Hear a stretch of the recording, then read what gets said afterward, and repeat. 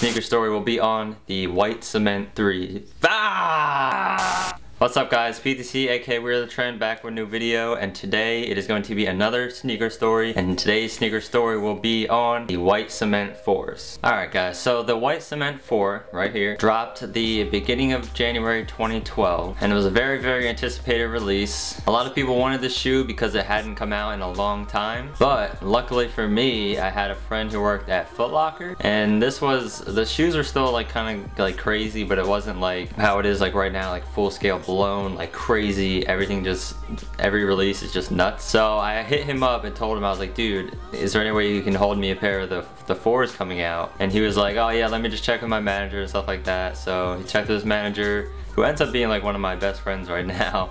But at the time, I didn't really know him too well. So he asked him if he could hold a pair, and he agrees. A little fun fact about like Foot Locker and Champs and stuff like that. For shoes that are discounted at their store, like employee discount, they can only take 20% of the stock. So if it's like 18, it's like only 2 or 3 pairs if they have 18 pairs of them that they can hold with their discount. But a lot of places hold shoes without the discounts, and the corporate doesn't even know, because as long as they sell, that's all that matters, as long as they sell that day. So that's pretty much what they did. They just held my shoe. That's what they did with the pair that was for me. So that morning I woke up pretty early because the Kobe invisibility cloaks came out too. Nobody wanted those things, I'm telling you right now. There was a line like 60 deep. I got there like pretty much 8 a.m. Back of the line, nobody was there for the invisibility cloaks. Not a thought in anybody's mind. All they wanted was the 4's, and that's it. So I have this dude behind me he's asking a bunch of people around him like if they could get him a pair of the white cement 4's, because I assume he was a reseller or something, obviously.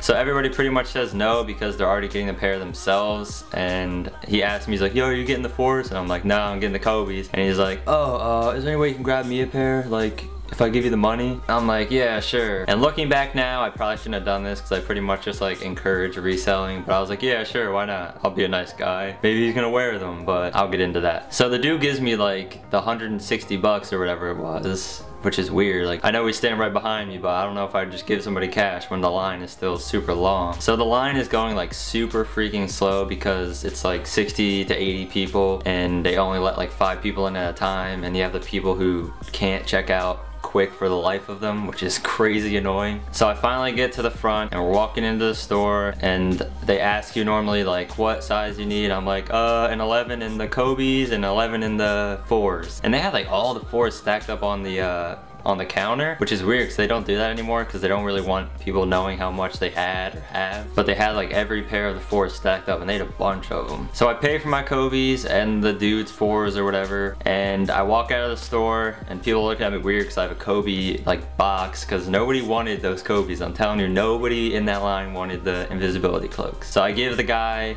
that was behind me, his 4's, and then I immediately regretted it because him and his friend had like 5 bags in their hand, and everybody in the line is just looking at me like, they're just like, wow, you just gave a pair to a reseller who already has like 10 pairs. And I was like, oh shit. So I immediately just got out of there. Then this is where it gets a little bit hectic. So I get a text literally as I'm leaving the mall. It's from my friend who was holding the pair for me at Foot Locker, and he told me that his boss accidentally sold my pair. So I text him, I'm like, dude, I just helped somebody get a pair and now my pair is gone. Are you serious? So at this point, I'm just driving home, and I'm just like on the steering wheel, like with the saddest face.